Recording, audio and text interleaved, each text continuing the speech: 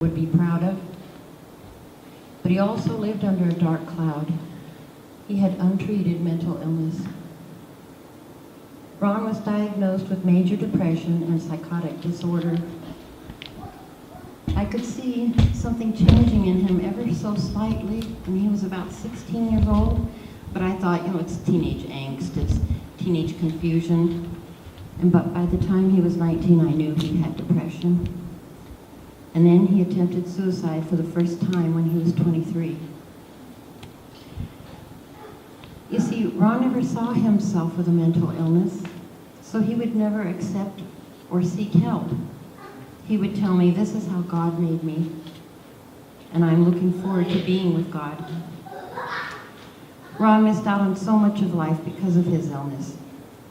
He used to fish and swim and golf and skateboard and snowboard. He was an outstanding athlete, playing baseball, football, and his favorite, basketball, from the time he was a child through high school. And he had so many friends. But then over time, he rarely left the house, or the cave, as his brother would call it. He never had a job, although he could do anything that he tried. He was an excellent carpenter, from foundation to roofs, but he couldn't work in construction. He tried college twice, but didn't believe in professors teaching about life. He could cook, but he was rarely motivated. His illness took so much from him. So Ron lived without therapy or counseling or medications or any treatment. I believe Ron lived as long as he did because he had the love and support of family and his guitar. He got pure joy from his guitar and would play all day. He played until his fingers bled and became calloused. He wore out hundreds of guitar picks and would resort to making picks out of plastic gift cards. He'd just cut out these picks. It was such a loss that he's not still here with us. We would have liked him. I believe he would still be here, healthier and happier, if only he had accepted help. It was there for him, but he just couldn't take the first step to recognize depression and see that this could be lifted.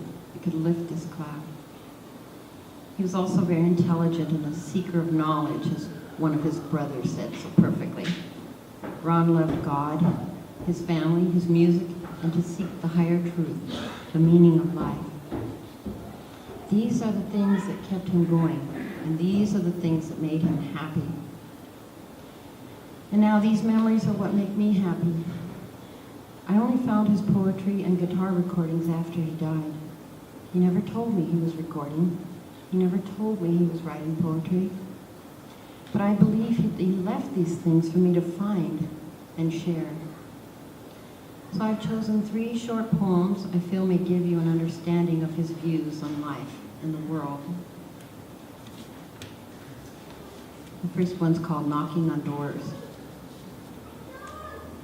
Shattered glass to cover my trail, 'cause followers move like snails, slimy and shoeless.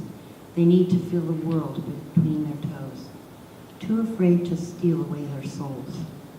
Let's take a walk and learn to let go, or you can take a hike and stop peeking through my broken windows. My home is in my heart, and my eyes reveal nothing for them who know how to see. Only those who realize they're blind can look inside and feel me.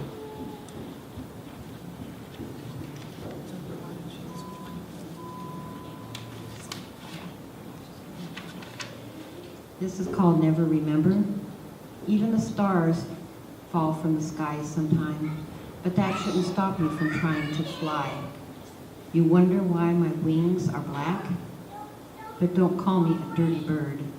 Just forget that only the burned have learned.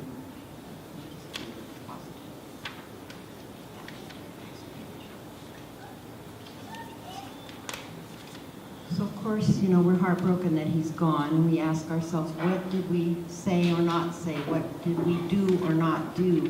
What could we have done more?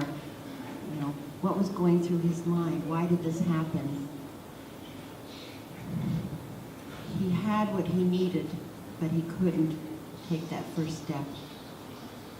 So if there are two things I'd like you to remember, it's this. Please take that step.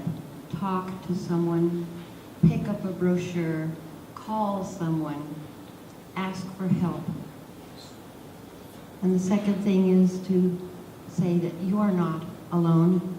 People care, people matter, minds matter, and you matter.